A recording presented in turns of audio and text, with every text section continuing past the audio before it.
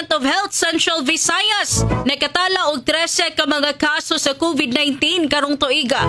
Detalye sa mong balita pinagi ni Super John Kim Bote. Super John Kim, pasok. Super John King Bote sa DYWS Super Radio.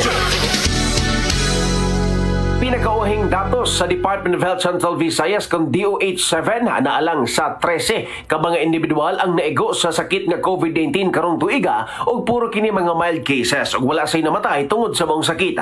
Pero bisan pa man nga gamay tag kaso sa COVID-19 sa Central Visayas, mipahimagno gyapon ang DOH-7 nga di angay makampante or di dapat mo kampante ug mo kumpiyansa ang publiko labi na karong ting-uwan na.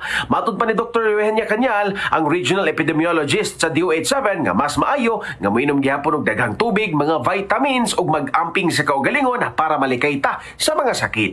Kini si John Kim Bote sa GMA Super Radio DYWS dapat. Totoo.